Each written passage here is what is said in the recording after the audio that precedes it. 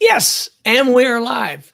Welcome back to another episode of Catalyst Talks. I'm Joseph Kopser, and I'm joined today by Dr. Marisa Porges, the head of Schoool at Baldwin, just outside of Philadelphia. How are you doing today before we get into all of the discussion? Great. Thank you for having me. Exciting to be here today. Excellent. I understand you're on your winter break right now, so you got a little time to talk. Exactly. This is a perfect time. I think we're all sort of decompressing, but also thinking big thoughts for the year ahead. So have plenty of time for the conversation. Wonderful. Well, we are live across 3 platforms on LinkedIn, Facebook, and YouTube. So if anybody happens to be at home and they see this pop up in their feed, I hope they join in with questions, because after going through your book, What Girls Need, and did I get that correct? Yep. What Girls Need. I have so many questions, but let me just tell you the different angles I'd love to take it today. Much of what you're talking about is, frankly, the future of work. We've got to make sure that the half of the population that is not fully engaged in the workforce is engaged in the workforce. We also have to talk about this nature of leadership and how leadership, especially today, as you write in your book, is not about women learning to join a man's world, but just women learning to find their voice in whatever form that takes. And then lastly, how we can apply this in our own lives. One of the takeaways from your book is you don't have to be a young girl. You don't have to have a daughter or a sister. I love the way you say it. I know I might get it wrong, but you basically just said, as long as you know a young girl who you want to see do better in the world. Did I get that close? That was perfect. That's exactly the idea here. Well, take it in any direction. I teed up 3 different areas. Let's just kind of go down this road. What got you motivated? For those that don't know your bio, I want you to Google Marisa's story, because whether it be the head of Baldwin now, her time in the Navy as a pilot, or time in the Middle East as a counterterrorism expert. In fact, we've got Jeremy Nathan popping in saying her 10-year-old is on her way down to listen. Thank you, Jeremy. I think she's going to get a real treat. So go ahead. How'd you get to now? So I was inspired by the girls at my school now. So as you mentioned, I run an all-girls school for kids in pre-kindergarten all the way through grade 12. Meaning I see young women from 4 years old all the way up to 18 when they're thinking about their future, not just in college and after school, but like the real world. And they started asking questions about the real world. And you see them in different phases of their development. Yep. And all throughout that time, when I was sharing stories from my time in the Navy, flying off carriers, from my time serving in the White House, or as you mentioned, in the Middle East, I started reflecting on the lessons I learned there and how some worked and some didn't. And I had to learn on the go at the time.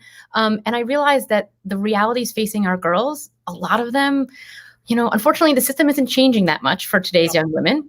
They're going to face some tough challenges when they get out. And I think we can all do a better job on a daily basis preparing them, sharing little tricks of the trade skills that will help them be their best self in that future workforce that is coming. Let me make sure I got the statistic right. Challenge me and correct me where I get it wrong. In about the last 20 years, you mentioned that we've only had about a 4% gain in the pay gap between gender. What's going on there? It's in the news. So so right now women make 81 cents on the dollar compared to a man for the same job. And there was a lot of work in the 90s in particular to improve that number, and it went up. It got better and better, and then it stalled out. Not just in the United States, but in other countries too. Countries like in Scandinavia, where for decades, they'd been having very progressive sort of gender politics and inequality policies. And so some of these issues, they're systemic. They will take generations to change. And so in the interim, we need to make sure we prepare our girls with key skills like how to negotiate, how to not just have a seat at the table, but raise their voice effectively when they're there. Those things that they will need in what we know to be the future workforce so that they're ready to go no matter where they head next. Yeah. Well, this is kind of surreal for me because I've become a big fan of Audible and audiobooks. So I believe that another person did your narration of your book. Is that correct? Correct. Yes. So it's neat to be talking to you live, hearing your voice, but then having spent so much time with the narrator's voice, it's this kind of surreal conversation. So let's jump into kind of one of these areas, because you talk about the fact that the future workforce and this pay gap, there's a number of things that you talk about. Like, and by the way, we're going to get more into the specifics of what you're doing at Baldwin, but I love the big themes. Mm-hmm. You talk about the baby penalty, this notion that women who choose to have a child as a working professional are already facing a penalty that their male counterpart doesn't change. How do we long-term address that? Yeah. And I wanted to point out, it's not just people who choose to have a baby. It's the fact that women of a certain age, when you're in childbearing age or when you're newly married or have potentially a young family, people assume that you will need to opt out of the workforce. And so women, whether or not they have young children, start getting oftentimes less important projects. They start pulled into less important meetings. They don't get the opportunities that they may see others get, their male counterparts.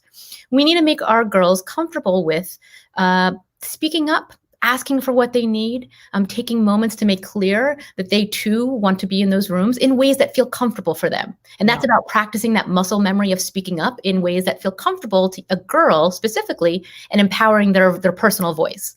Yeah. Well, it's fascinating. I've said for years, people will be what they can see. It's this power of role modeling.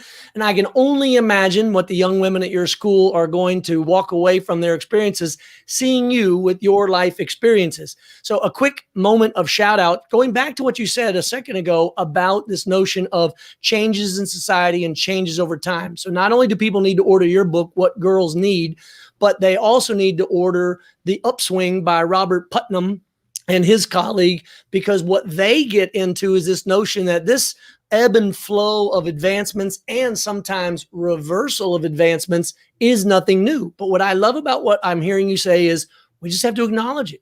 We have to, address it. So let's pick one area. You talk about finding your voice, about allowing women to feel comfortable in the room. There's a story in your book about the little girl. Actually, she wasn't little, 13 years old, I believe you described. She and her business partner advocating for the ability to sell cookies at school. I think as an entrepreneur myself, it speaks to me. So tell us a little bit more about that story, but the larger idea of finding your voice. It's a fantastic moment that for me sort of encapsulated this idea of empowering girls at a young age to learn how to use their voice, that practice idea that will help them because later on they'll be able to rely on it.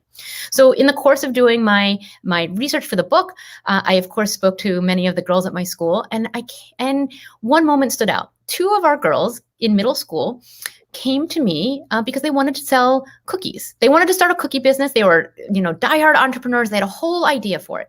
And they came and they pitched me.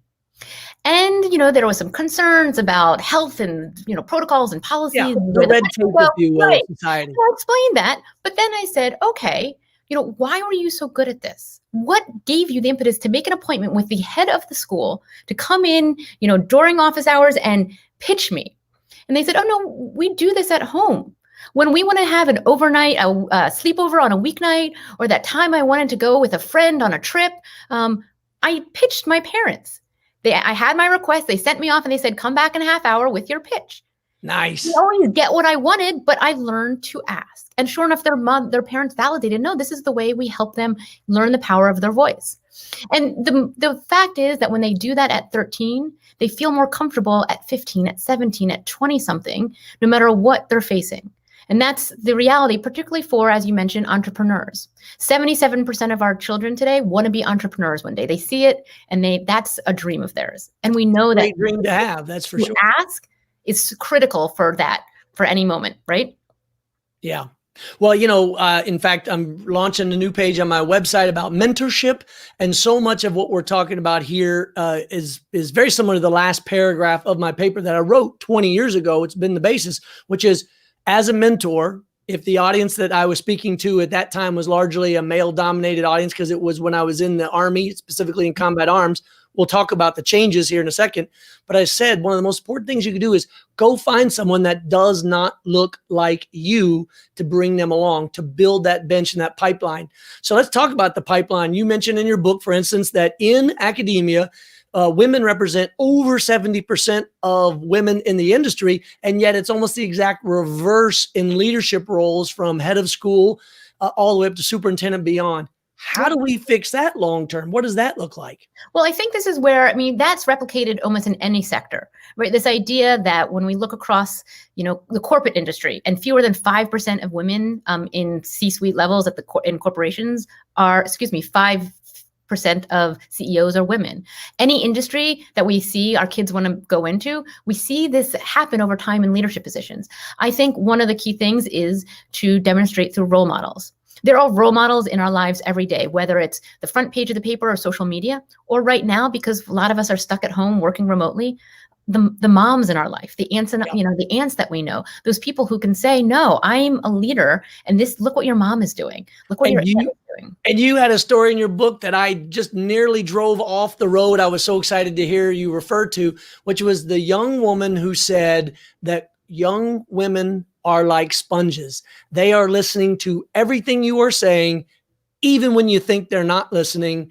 I just thought that was fabulous. So again, I want to remind folks, we are live right now. So if you have specific questions for Marisa and her book, in fact, I'll ask Nora to put the cover up on it so people can see it, and then also drop a link into our chat. We're going to go back into the origin story of what motivated you to do it, because I think that is so fascinating to understand. But I want to spend one more second on this idea of the role modeling and the idea that people are always watching. There are examples of bad leadership or bad role modeling. Self-deprecation, I think, is something that you kind of referred to in the book. But as I experienced raising my own daughters, middle school was a terrible place for our girls because all the confidence they felt early in elementary school, they hit that buzzsaw of middle school because they had role models who were reinforcing the wrong behavior.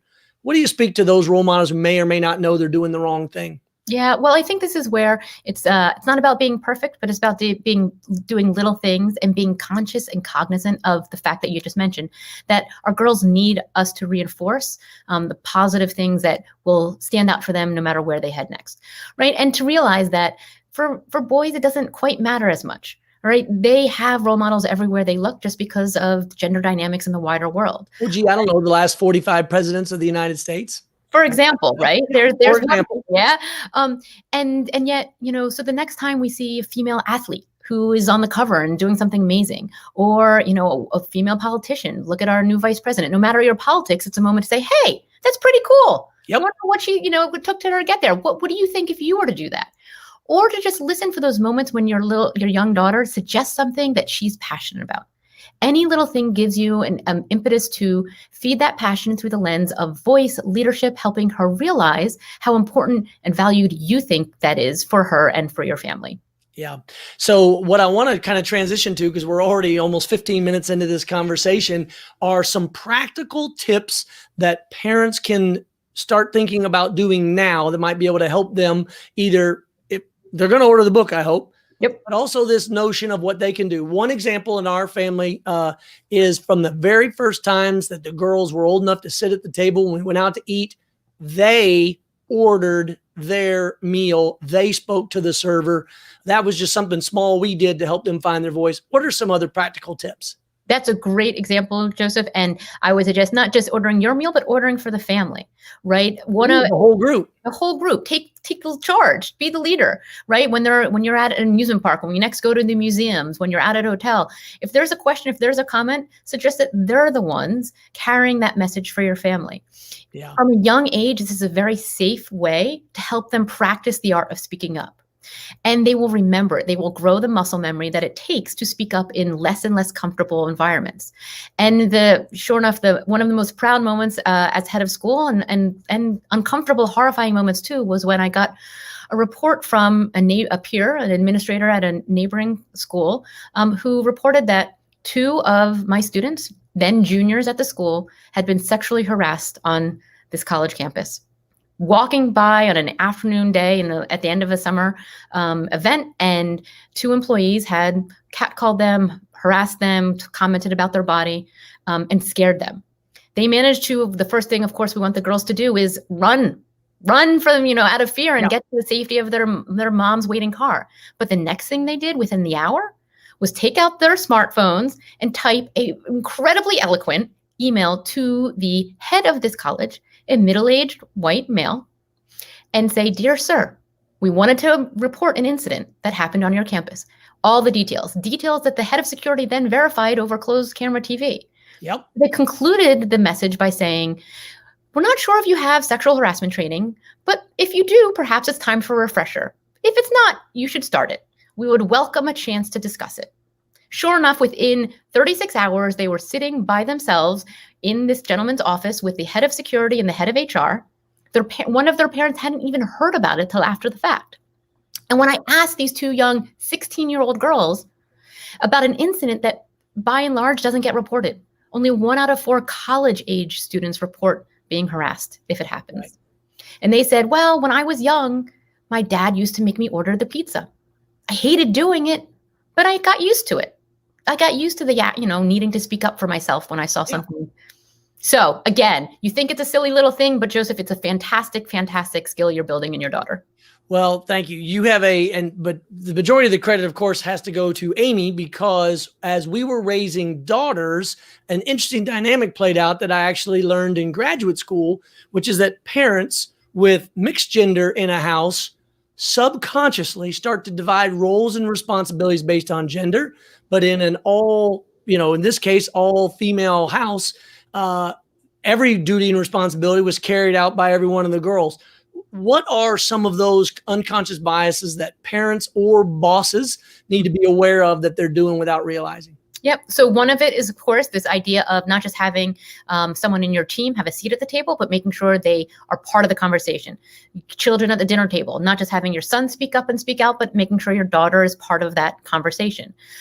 Interestingly enough, the art of asking is something that our girls often lose sight of over time. When they're kids, they ask a lot, but as they get older, they forget that they need to ask for what they need.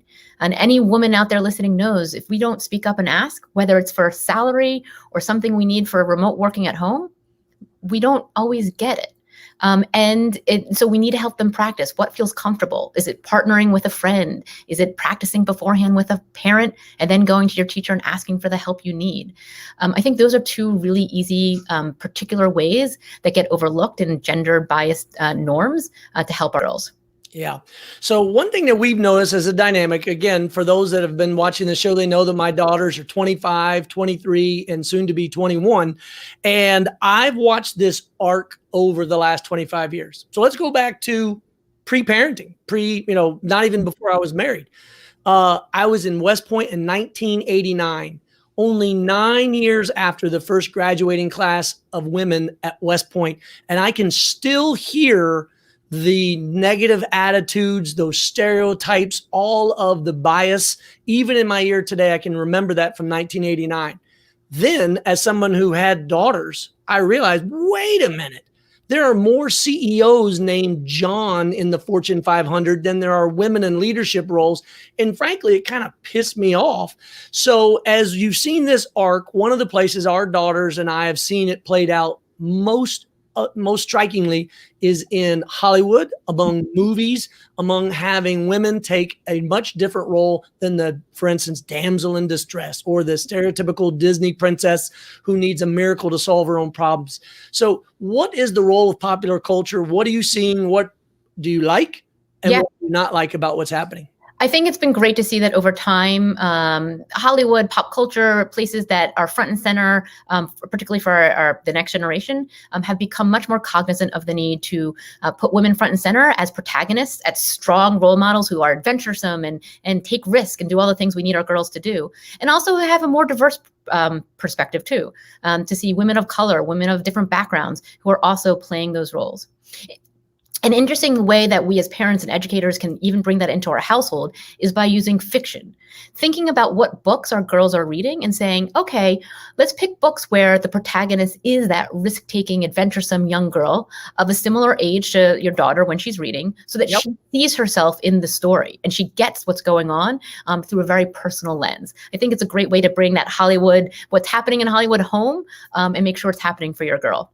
Yes, well said. So Jeremy Nathan, who is watching right now, actually gave a shout out to your story about the two women on campus using their voice, is a former member, or might still be, I forget, Jeremy, of the State Department. Something you said in the book that actually reminded me of a John Lennon song from back in the day is that women, no matter what society, no matter where in the world they are almost always treated as a second-class citizen. How do we improve that? What's the role of business? What's the role of the United States? How does that get any better? Yeah, well, I'm sure we both saw it when we were overseas serving, right? I can remember from my time in Afghanistan and Yemen and elsewhere.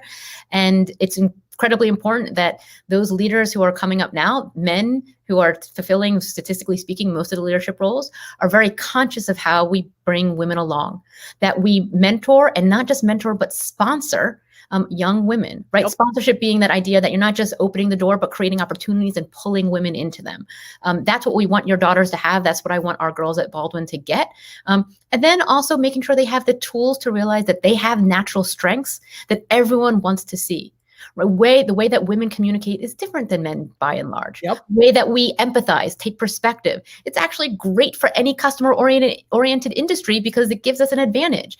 Those are things that will let our women really use their sort of natural attributes as superpowers, I would say, when they get older. Yeah, you specifically said in your book, women do not have to act like men to thrive in the man's world or in a men's world. In fact, what you advocated for that I took away, which is they just need to find their voice, kind of level that playing field. Yep. So there's so much to talk about. We're already at the 20-minute mark. Jeremy, if your daughter has a question or anybody else following or listening, by all means, let us know, drop it in the chat. So we're going to pivot just a little bit. Just because of this very nature of, we were talking about in your book, your role in the Navy, and you told some stories of some bosses that you have who were just shocking in their comfort in being either in a position to sexually harass or in no uncertain terms, make you feel uncomfortable with the way that they were talking to you. How has the military progressed, and how much more work do you think we need to do, and how do we do it? Yeah. So, I have to say probably any woman listening or any woman out there who's navigated the professional landscape has had those moments, right? Where bias and harassment plays out in uncomfortable ways. Even the fact that we are most often colder in our workplace than men because the algorithm that sets temperatures in an office building is set to accommodate the body temperature of men, not women. It sounds silly, but that means we are always slightly very real. And they're generally, especially in offices with neckties and second coats, already have a more higher level of all of it, right? Or you go to the fact that, the equipment that was, made for me, produced for me when I was in the military, when I was flying jets, wasn't actually suited for my body type and shape. That I had to sign a form saying, nope, don't worry, Navy, I won't sue you if I, get significantly injured during an ejection because I know you didn't build this for me. Okay, fine. That was a risk I was willing to take. But what you're talking about is also that overlay then of different expectations, different norms, different communications, different, ways of speaking to women that shouldn't be tolerated. Now, I think things have changed even since I was there, right? And so I stopped flying now, 15 years ago, my goodness, time flies. And when I was flying, about 7% of the Navy, of naval aviators, were women. So I was one of 7 or 8 in an air wing of 200 when we deployed. That's changed a little bit, but it'll never be, gender parity, I don't think. But I do think that there's ways as a system that things can be changed from the top down and from the bottom up to say we are systematically changing things. We are making, combat gear to accommodate women's bodies and shapes and sizes. The new spending bill by Congress finally approved enough money to change VA facilities to actually have places where women feel more comfortable because they weren't even designed into the buildings of the past. I mean, that's what you're referring to, I presume. 100%. The fact that you go to some buildings that are age-old historical DoD, Department of Defense buildings, and finding a woman's restroom is like impossible, right? Sounds silly, but okay.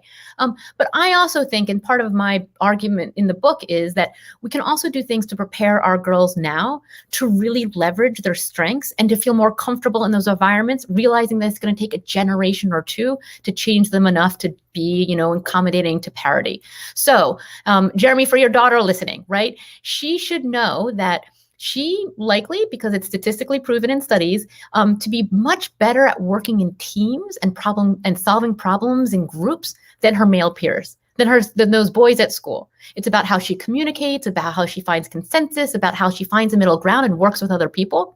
That's something that every military unit wants, every workplace wants, and every company really is looking for. So we can nurture those skills in our daughters now, and that will be how, when they find those moments of, whether it's harassment or bias or discrimination, they also have the strength, the wherewithal internally to be like, nope, I got it. Don't worry, I'm good. Well, so let's talk about this larger question of the future of work. You refer to it in, I think, the introduction of the book, or early on, in which you say, frankly, automation, robots, new technologies, regardless of how much they seep into any profession, which they will seep into a lot, The need for adaptive learning, creative and new thinking is really what it's all about, regardless of gender. How do you, either at Baldwin School or in your own life, explain, teach, coach, and mentor those techniques? Because I couldn't agree with you more. Yeah. I think adaptability is the key to our kids' future, boys and girls, of course. No more than, look at, we're living it now. The life of COVID this entire year has been lessons in adaptability for all of us. And I think it's going to serve our kids well, even as difficult as it is. I think there are things we can do along the way to help nurture and reinforce adaptability. And in part, it's about teaching how our kids need to fail, help our girls learn the resilience that takes to, adapting is trying things out. It's being uncomfortable with discomfort and uncertainty. Take, for example, the next time your daughter gets assigned to her class in grade school or to a team on in her soccer league. And I think a parent is likely to resort to, well, it's not her favorite teacher. She doesn't know the people on the team. Let's go to the camp or the church program where she knows people already. Those are all really safe environments to say, nope. Let's get you used to handling uncertainty. Let's get used to navigating differences where things are new, realizing that we're still in the safety of school, of camp, of, comfort of summer programs and things like that. Those are really small ways to, again, help our daughters in particular reinforce this growth mindset and resiliency that is required to be a good adapter. Yeah. Well said. So I just want to tell our producer, Nora, when you have to drop, go ahead and drop. I can take over the controls from here because I have so many more questions. I don't want this to end anytime soon. So let's talk about this notion of education, the role of gender focused, or in your particular case, an all girls school. Here in Austin, Texas, where I live, there is the Ann Richards School, which I've toured. I've known people that have attended. It's a fabulous all-girls school here in town, named after Ann Richards, former governor, one of the few women governors we've ever had here in Texas. And she was, by all remarks, a pistol in terms of how she got along in the boys' club, if you will. So speak to your critics who say, well, wait a minute, you're talking about all these good things you want for them to adapt and find their voice, but if it's in an all-girl environment, where do they get that practice? How do you answer those critics? So I think it's about this idea that when we develop certain muscles, we can use them anywhere. When we develop the skill of speaking out and speaking up, it doesn't matter where you are. You just got to know that you can rely on it. Same thing with adapting and consensus building or empathizing, all the skills that I talk about in the book as being key to our girls' future. And you can look around in wider society and see it no matter where you look. The fact that, the recent Forbes list of the top 100 most powerful women, a much larger percentage of them that is statistically probable given how many girls' schools are out there, had all girls education at some point. They learned in an environment that is programmatically developed with girls in mind. So take, when you talked about middle school, the time, for example, when the buzzsaw of middle school. I know, exactly. It's a time when a lot of girls girls are finding their identity. It's when things like, opting out of sports is the norm. Girls are twice as likely to opt out of sports in middle school than boys. And by the time they get to high school, they are, statistically speaking, 50% more likely to stop playing at all. And yet we all know that playing sports is where you learn resilience, teamwork, to own your physicalness and enjoy it. And at girls' schools, we program it into the day. We know that the end of the day in middle school needs to include sports for everyone. It doesn't matter if you're going to be an Olympic athlete. It's not about that, but it's about understanding the role that sports should play for all of us. Girls' schools do that because we have our girls in mind, and it just plays out differently. Not to say that it has to be a school. There's camps, there's church programs or programs at your mosque or synagogue. There's other places where we can find these moments that are safe spaces for our girls to understand that should be powerful and outspoken and strong. And so I do think it's something special that comes with an all-women's environment. Yeah. In fact, I referenced Bob Putnam's work with the Upswing a couple minutes ago, and I'll just point out in his last book, Our Kids was the name of the title of the book. He highlighted the fact that if we don't maintain extracurricular activities to allow people to learn exactly what you talked about, the resiliency and the need for teamwork, we're doing our nation a disservice. So let me pivot. Another part in your book, and by the way, if scroll through the comments, or we're going to drop it at the end for those of you that are watching live to find Marisa's book and be able to order it. I don't know how long it takes. I forget to look it up because I've already got a copy for Christmas, but if nothing else for the holiday season, and certainly a good way to start the new year by ordering your book.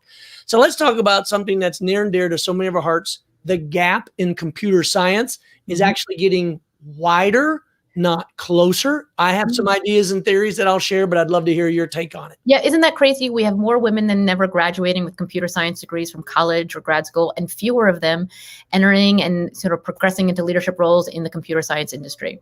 A lot of it is because of systemic issues and discrimination that women are facing when they're there, and then they opt out over time. So I do think it's about building the pipeline and the systems that our women need. I also think, to go back to our conversation about role models and mentorship and sponsorship, I think there's a large role that we can play, those people who are in industry, to say, okay, let's look out for the women. Let's find ways and modes for them to succeed in, and really sponsor them and sponsor their futures. I think that will be a helpful element too. Yeah. So for me, our story and our backstory goes to when I was building my first company, Ride Scout. So we were fortunate to sell our company to Mercedes, giving us the budget and the resources to be able to really expand our team, really build the vision. But I already knew that we were having trouble finding women engineers. So I said in a large meeting with lawyers and HR involved, I want our goal to be an engineering department of 50-50 men and women. And the lawyers came down on me so hard and says, you can't say that. You cannot dictate a number or a ratio. And I said, fine. For everyone listening, I'm not saying I want it to be 50-50. I'll just whisper, I want it to be 50-50. And yet in the end of the 20 that we had, 20 engineers or so during our time, only 2 were women. And that is a fault largely on me and my network, and not being able to really expand the network. So my wife and I took steps. We got involved with Girl Start, which I don't know if you've heard of it, but we need to have a chapter at Baldwin, which is giving young girls 4th and 5th grade, which studies have found that's when they're really good at science. But then in 6th grade, it drops off. So you capture them with science when they love it. So speak a little bit to that idea, or take it anywhere you want, on this need for gaining that confidence and maintaining it later on, so that we can close this gap in STEM. I think you call it numeracy, knowing numbers, just like literacy. You reminded me of that word in your book. But how do we close that gap? How do we make it better? You mentioned sponsorship and role of it, but are there some tactical things? Are there some specific organizations that are doing great work? Yeah. So I think one thing to keep in mind is that it starts young. That studies have shown that by age 5 or 6, girls start to show what's called a fixed mindset. They think that their talents are fixed. They think that if they're good at math or computer science or soccer or whatever, or they're not. It's not about trying and failing. It's just about something that is innately part of them. Boys, studies have shown, have a growth mindset. They're willing to try and fail and try again, and that's okay. What we're talking about, all those industries, particularly engineering, computer science, STEM, are places where having a growth mindset, being able and willing to fail, is essential. We actually build failure into our system, into the projects we do, into the feedback we give our girls, because it's not about the failure, it's about what did you do next. So literally there's a line in one of our computer science feedback forms for our middle schoolers that says, when you failed, did you give up, or did you talk to a teacher? Did you talk to a friend? Did you just try again? Because it's about the conscious, reckoning and the understanding and talking to our girls about what happens when they back off, what happens when they hit a roadblock. So that age at 4th grade and 5th grade, a great time to do it. Yeah. And it's important to then start finding little ways we can bring failure into the system for girls. Right? Sports is an easy way because, sports have all those moments of failure. That's what sports are, picking yourself up again. But if your kid isn't as into sports, try, the poetry contest at the library, try art, try other moments when things aren't going to always work out. And then the conversation is, okay, what do we do next? Do we just scrap it and move on? Or do we go and reattack? Do we say, okay, well, let me try that again. It didn't look like an apple or a flower the first time I did it, but I'm going to try again. Having little moments where we have get that voice in their head going, the try again voice, essential for young girls. Yeah. What a great way to phrase it, the try again voice. So let's talk about one story in your book that it just simply broke my heart. There's no other way to say it, which is the young girl who's in the geography B, who darn right well, she'd even been to Antietam, but it sounded like from the way he described the story that she purposefully said the wrong state because she just wanted to be done with the pressure of that competition. Speak to that and speak to how we kind of overcome that fear of being in that competitive environment or on the stage, if you will. Yeah. I mean, this is something I think a lot of parents wrestle with now, this idea of is competitiveness a good thing or bad thing for our kids? Over time, people have backed off of, oh, no, we don't want our girls to be or boys to be competitive. Everybody gets a trophy. Is that what you're talking about? Yeah. And then, and back off and there's no awards and it's okay. But in actuality, a healthy competitive spirit makes you better. You may not win, but again, every study has shown you will perform better. If you're running next to somebody, you will run faster, whether or not you win the race. It's been proven time and time again. And it's something that we can help our girls lean into, right? Sports and athletics is an easy thing to build into the system. That geography bee, that young girl who in, 4th and 5th grade was, primed to win the prize and then looked around and said, I don't want to beat my friends. That sounds mean. That's not nice. When in actuality, would I say, no, that's okay. You can win and still be nice. They're not the same thing, right? It's not about competing at all costs or cheating to win. It's almost as if the sore winners in society leave a bad taste, and that those young sponges that you referred to in the book see that and say, I don't want to be like them. Well, and it's interesting because it's something that gets reinforced with girls where from a young age, the social norm is to be nice. The same reason why they're good at collaborating and building consensus and communicating in groups can be, a hindrance when it comes to this idea of like, nope, you can win. You can want to win. That's a good thing too. You would do it with, proper sportsmanship and all the rest, but that's okay. And girls don't hear that enough. And I think important, particularly for their dads, to help reinforce that message and say, go get them. I'm right behind you. The outcome is okay, but we want you to want to win because we know that no matter where they head next, whatever path they pursue personally or professionally, whether it's competing for the PTA presidents or competing for their first internship or, a political office or a job, they need that competitive spirit. They need it to be part of their ethos. Yeah. Well, we literally just have a couple of minutes left. So I got to ask for those dads that are out there who maybe yet either can't directly relate or their kids are too young and they're not at that stage. If you have to answer for them the question, should you be more of a listener with your young girls or try to be more of a fix-it for your young girls? I mean, you tell a story in the book, so I think I know the answer to your answer, but I'd love the viewers and the listeners to hear where should dads come down in that spectrum? Yeah, this is the listening from the sidelines, this helping coach them, but not stepping in, this as they get in an age appropriate way, talking them through, listening through the problem, and then helping them practice the next step on their own. And then pushing them forward to do it and say, hey, all right, let me know how the conversation with the teacher goes. And when you pick them up, say, hey, how'd it go when you asked for help or asked about what happened on that test or, why didn't you get the spot in the play? Those are critical moments to let our girls try their own voice to build that muscle memory that it takes. It's why, I was able to navigate those moments. For me, it was when I was in the Navy training to fly jets and had those moments where I just wanted to crumble and take a step back and leave. And instead I was able to lean in and say, nope. My dad all along had told me, lean in, be competitive, put your game face on. These are the moments that matter. It starts young. So again, I think it's listening and then coaching. The element of coaching from the sidelines is really helpful. Well, great advice for all the dads and frankly, all the parents that are out there. So with just a minute or two left, what did I not ask you about that you want to share either about your book, What Girls Need, or anything else that we've addressed in the conversation, or even better, what did I leave out that you want to make sure is mentioned? Well, I just want to mention how this is a critical conversation for anyone, whether or not you have a daughter in your life or may have in the future, or you have women at your, on your team or women, in your workforce, because these are the conversations about how women raise their voice, ask for what they need, leverage their empathetic skills and their communication, collaborative skills. This is what women of all ages, I'm still working on it. We all are. And I think part of our leadership growth is recognizing those needs in our colleagues and our mentees. So I hope that no matter if you have a daughter or a niece or a granddaughter, or you just have women on your team or you yourself are interested in these conversations, you pick up a copy of the book.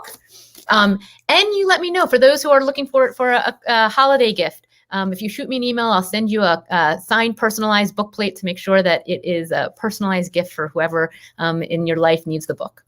Well, I hope everyone gets a chance to either read it in hard copy, read it as an ebook, read it or listen to it as an audible, whatever it takes. It's got to get out there. And I wish you all the best success. But most importantly, for those young women that are at Baldwin that have you there as head of school, I hope they appreciate later on in life just how lucky they are to have you as head of school. And for that, Marisa, I want to thank you for joining us here at the end of another semester on the eve of 2021 and wish you the best success in all of it. Thank you, Joseph. Fantastic to be here. I appreciate it. Thank you. Take care.